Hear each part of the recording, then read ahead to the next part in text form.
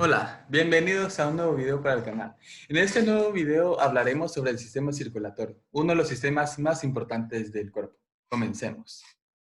Bueno, primero hay que definir qué es el sistema circulatorio. El sistema circulatorio es el sistema que se encarga de la movilización de los nutrientes necesarios para el metabolismo y al mismo tiempo la circulación de los desechos producidos por dicho metabolismo. Es muy importante que los nutrientes sean movilizados para que el metabolismo funcione y expulsar todos los desechos. Hay que recordar que el metabolismo es el conjunto de todas las reacciones que ocurren en el cuerpo humano. Una vez ya teniendo pues idea de qué es el sistema circulatorio, vamos a hablar de las funciones. Bueno, yo enumeré algunas de las funciones que realiza el sistema circulatorio. La primera es el transporte de oxígeno. Bueno, el oxígeno es fundamental que esté en muchas partes del cuerpo. Es importante para que los órganos cumplan su función y es por eso que el sistema circulatorio se encarga de transportar el oxígeno a través del cuerpo. Al mismo tiempo, cuando el oxígeno es transportado, se se genera CO2 y este necesita ser expulsado, por lo que cuando la sangre posee CO2 se dirige al pulmón y aquí ocurre un intercambio gaseoso que se expulsa CO2, se coloca oxígeno en la sangre y otra vez es vuelta a empezar en un ciclo en el que se entrega oxígeno y se expulsa dióxido de carbono. Bueno, la segunda función es la circulación de nutrientes. Como lo había explicado antes, los nutrientes son fundamentales para el metabolismo del cuerpo humano, ya que sin estos algunas reacciones no pueden darse y otras se pueden dar, pero no al nivel que uno esperaría o la eficacia que necesita. La tercera también ya lo he explicado, que es desintoxicar el cuerpo. El metabolismo genera subproductos que necesitan ser desechados y esto lo pueden hacer purificándolos en el hígado o expulsándolos a través del sistema excretor pasando por los riñones. Bueno, la cuarta función que coloqué fue la distribución de hormonas. La distribución de hormonas es necesaria ya que las hormonas se encargan de identificar y de señalar a las células donde van a ir a actuar. Pueden actuar por diversas funciones que determina el sistema endocrino o endocrino.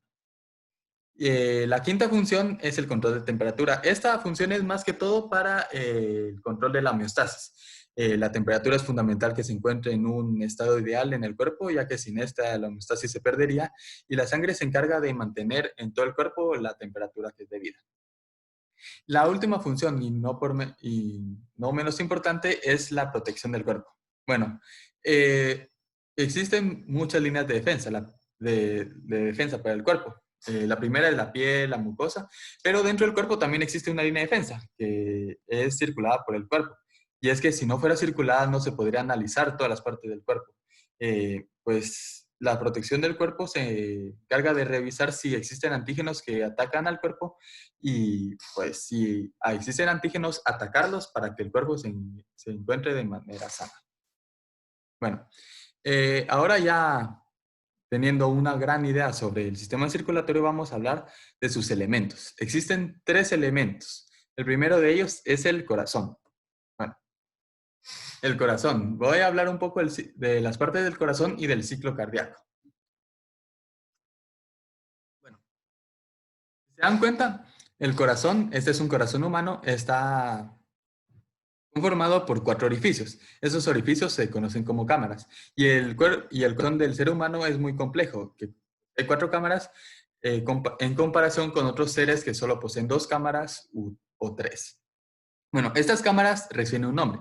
Y si se dan cuenta, las cámaras que se encuentran arriba son muy parecidas. Esas se conocen como aurícula derecha y la izquierda. Y las partes de abajo se conocen como ventrículo derecho e izquierdo. Bueno, ahora ya conocido más o menos sobre las partes del cuerpo, se preguntarán, bueno, ¿y qué? O sea, ¿cuál es la función del corazón? Bueno, pues la función del corazón es bombear sangre. Y para realizar esa función necesita, obviamente, sangre. Bueno, voy a hacer un pequeño paréntesis sobre una diferencia que es necesaria tener en cuenta, que es muy simple, pero muy fundamental para todo el sistema circulatorio. Y es la diferencia entre venas y arterias. Bueno, ¿cuál es la diferencia entre las venas y las arterias? Pues de que las arterias sacan, bueno, no sacan, sino que la sangre circula a través de ella desde el corazón hacia afuera, hacia otras partes, mientras que la vena recoge la sangre de las otras partes del cuerpo y la entrega al corazón. Entonces, las arterias van afuera del corazón, movilizan la sangre afuera del corazón y las venas movilizan la sangre hacia el corazón. Es muy fácil de comprender. Bueno, ahora, entonces, entendió esa definición, las venas son las que se encargan de recoger toda la sangre para que el corazón cumpla su función. Esa función se conoce como ciclo cardíaco. En el ciclo cardíaco se bombea la sangre para que esté llena de todos los nutrientes que son necesarios para el metabolismo. Bueno, eh, realmente no hay un inicio ni un fin para el ciclo cardíaco, porque es un ciclo. Entonces, pero realmente, eh, por fines didácticos, empezaré en la aurícula derecha, en esta aurícula. La aurícula derecha recibe sangre de la vena cava superior y de la vena cava inferior. La vena cava superior recoge la sangre de todos los órganos que se encuentran arriba del corazón y la vena cava inferior recoge toda la sangre de los órganos que se encuentran debajo del corazón. Al mismo tiempo que toda la sangre es recogida por las venas y llevada hacia la aurícula derecha, se activa un nódulo, el nódulo sinauricular. Bueno, seguramente han visto en alguna película, en alguna caricatura, que usan una máquina que se frota así y se coloca en el pecho para darle carga eléctrica a una persona y se reanime. Pues lo que hacen realmente es darle carga eléctrica al corazón para que funcione. Y sí, el corazón necesita una carga eléctrica para que el ciclo cardíaco inicie. Bueno, en este inicio del ciclo. Bueno, el nódulo sinauricular genera la electricidad necesaria para que el ciclo cardíaco empiece. Bueno, pues esa electricidad permite que la sangre que se encuentra dentro de la aurícula derecha se contraiga y sea movilizada hacia el ventrículo derecho. Pero ¿qué es lo que permite que la sangre se mantenga en el ventrículo derecho y no regrese otra vez a la aurícula?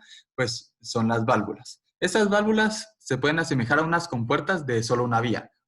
Solo se puede entrar, pero no volver. Entonces, la sangre de la aurícula pasa por esa puerta hacia el ventrículo, pero no puede regresar a la aurícula. Entonces, la sangre se queda almacenada en el ventrículo en este instante. Bueno, mientras pasa todo esto, el nódulo sinauricular que se encuentra cerca del aurículo derecho se comunica con otro nódulo, el nódulo auricoventricular. El nódulo auroventricular se encuentra en esta parte que divide los dos ventrículos. Esto, si se dan cuenta, es un músculo.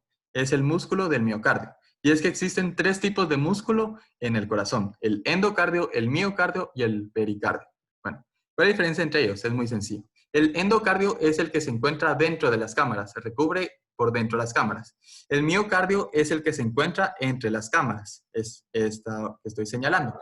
Y el pericardio es lo que envuelve todo el corazón. Entonces, el músculo que envuelve el corazón se conoce como pericardio. El que se encuentra dentro del corazón es el miocardio y el que conforma las cámaras es el endocardio. Bueno,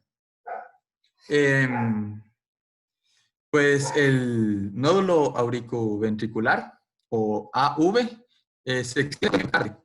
En el miocardio existen unas fibras de Purkinje que se encargan que son como ramificaciones nerviosas que se encargan de estimular que el ventrículo derecho se contraiga y expulse la sangre hacia la arteria pulmonar. Bueno, el ciclo lo voy a dividir en dos partes: la parte que va hacia el pulmón y la parte que va hacia el cuerpo.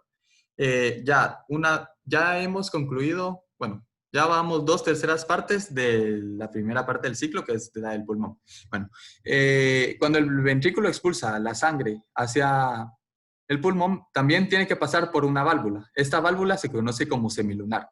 Una vez ya la sangre está en el pulmón, ocurre el intercambio gaseoso que previamente había mencionado, donde el oxígeno y el CO2, el oxígeno llega a la sangre y el CO2 es expulsado del cuerpo. Bueno, una vez la sangre se encuentra rica en oxígeno, regresa otra vez al corazón a través de las venas pulmonares. Las venas pulmonares entregan la sangre directamente a la aurícula izquierda. Si se dan cuenta, ya terminamos la primera parte del ciclo, en el que Empieza la aurícula derecha, se mueve al ventrículo derecho, se mueve al pulmón y se oxigena la sangre. Bueno, el inicio de la segunda parte del ciclo inicia con la sangre oxigenada en la aurícula izquierda. Y es que la aurícula izquierda cumple la misma función que la aurícula derecha, es decir, se contrae para movilizar la sangre hacia el ventrículo izquierdo. Igual, tiene una válvula auriculoventricular que permite que se mantenga la sangre en el ventrículo y no regrese a la aurícula.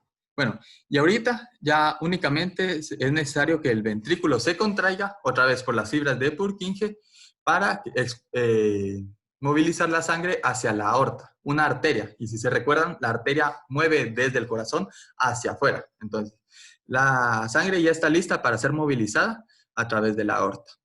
La aorta, si se dan cuenta, tiene forma de bastón y es que a veces se conoce como callado aórtico. Callado es otro nombre para un bastón, entonces si se dan cuenta es un bastón. Esta arteria es la más importante ya que comunica el corazón con el resto del cuerpo y es la primera arteria que se encuentra, la primera arteria que se forma en un ser vivo. Bueno, ahora que ya conocemos las partes del corazón, es necesario explicar un poco más a fondo el ciclo cardíaco. Y es que el pulso cardíaco el pulso cardíaco es 70 veces, aproximadamente es lo ideal, 70 veces por minuto. O sea, es menos de un segundo lo que realiza este proceso. Y si se tarda todo lo que yo expliqué, nunca haría 70 veces por minuto. Entonces, pues para hacer esto, realiza dos pasos sencillos. Es la sístole y la diástole.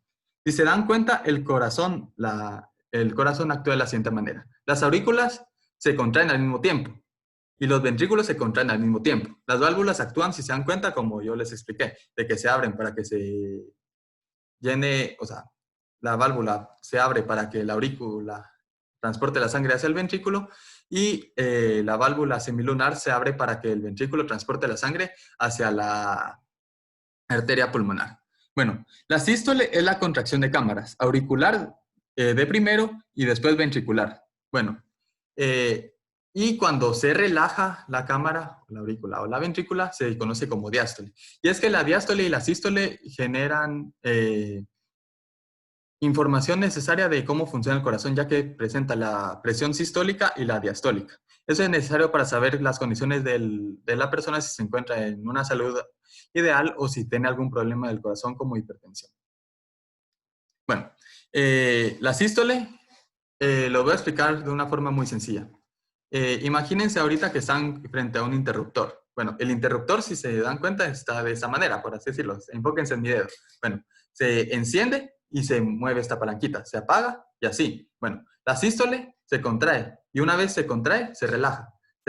Una vez ya relajada, se llena de sangre y se contrae para expulsar la sangre. Entonces, la sístole de la aurícula genera que se contraiga y la diástole que se relaje. Igual en la ventrícula.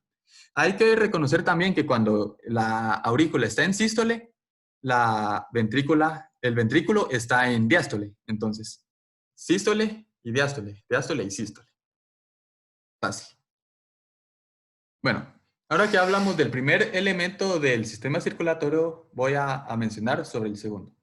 Ya conocemos el órgano que se encarga de bombear la sangre. Ahora es necesario hablar de la sangre, que es el medio de transporte de los componentes que son necesarios. Y es que estos componentes se pueden dividir en dos. Plasma, que comprende agua, proteínas, iones, nutrientes, desechos y hormonas, y los componentes basados en células. ¿Y por qué basados en células? Se basan en células ya que se basan en la médula ósea, en los huesos, para formarse estas partes. En estas se encuentran los eritrocitos, los leucocitos y las plaquetas. Bueno, voy a extender un poco el tema de estos componentes basados en células, ya que los componentes de plasma ya los expliqué dentro de las funciones. Bueno, los eritrocitos son los que se encargan de mantener el oxígeno en la sangre. Eso lo hacen porque son una proteína que posee 4 grupos M y estos permiten que se relacionen con el oxígeno y se permanezcan unidos. Bueno, el segundo componente son los leucocitos. Los leucocitos son los encargados de la defensa del cuerpo. Existen diversos tipos de leucocitos que se diferencian por su función y a qué antígeno atacan. Y el tercer componente basados en células son las plaquetas. Estas se encargan de que si existe mucha sangre, una coagulación, que existe una coagulación perfecta en el cuerpo humano, ya que muy poca sangre no es funcional ni mucha sangre. Bueno, ahora voy a hablar de los vasos sanguíneos. Bueno, hay 3 vasos sanguíneos, ya mencioné sobre las arterias y sobre las venas. El tercero que nos falta son los capilares. Las arterias, las venas y los capilares están formados por un tejido epitelial conocido como el endotelio. El endotelio recubre toda la parte interna de estos vasos sanguíneos. Y si se dan cuenta en la imagen misma, se encuentran esto señalado, el tejido endotélico. Vale. Las arterias, como les había explicado antes, movilizan la sangre rica en oxígeno a través de todo el cuerpo. Luego, se subdividen en arteriolas que son más específicas y luego en capilares. Bueno, si eso lo podemos asemejar con un gran árbol, unas ramas y unas hojas. Bueno, las arterias se podría decir que es el tronco, la rama, las arteriolas y los capilares, las hojitas. Y es que las arterias son muy gruesas y mueven a partes muy generales. Las arterias ya se subdividen, pero es necesario que sean subdivididas una vez más en capilares que se encargan en entregarle en entregarle la sangre necesaria para los órganos. Incluso si, perdón, se me fue la idea. Bueno, los capilares poseen un esfínter, el esfínter precapilar. Y este esfínter, si se preguntan qué es, bueno, pues el esfínter se podría decir que es como una válvula. Y esta válvula permite que se cierre o se abra determinadas funciones. O sea, puede haber 2 caminos y que se cierre aquí y que esté abierto aquí. O que se cierre aquí y que esté abierto aquí. Puede asemejarse con las vías del tren, de que se vaya hacia dirección o que siga recto, por ejemplo. Entonces, ¿y cuándo es que se activan estos esfínteres precapilares? Bueno, de esto se encarga el sistema nervioso parasimpático y el simpático. Bueno, pues como recordarán, el simpático se encarga de las funciones de riesgo, de mucha demanda física, y el parasimpático ya de tranquilidad. Pues el sistema nervioso simpático establece que este esfínter precapilar se abra cuando hay demanda física en órganos necesarios. Por ejemplo, que esté corriendo va a ir más sangre hacia ciertos músculos u órganos que en otros. Ya cuando existe calma en el cuerpo, el sistema parasimpático se encarga de otra vez del esfínter precapilar para restablecer la sangre en aquellos órganos donde no hubo tanta sangre como en los otros. Incluso si se dan cuenta en la primera imagen, en la esquina superior izquierda, se encuentra así como ramificaciones, en donde pueden ir eritrocitos a un lado u a otro. Bueno, otra característica importante de los capilares es que es tan estrecho que los eritrocitos tienen que pasar uno por uno e incluso en muchos casos se tienen que doblar para poder pasar, ya que los capilares son demasiado pequeños y es necesario que se cambien de forma para poder movilizarse. Bueno, una vez ya es entregada la sangre por los capilares a los órganos, la sangre ya sin nutrientes, con desechos, es transportada por las vénulas hacia las vénulas y las vénulas hacia el corazón. Entonces, si se dan cuenta,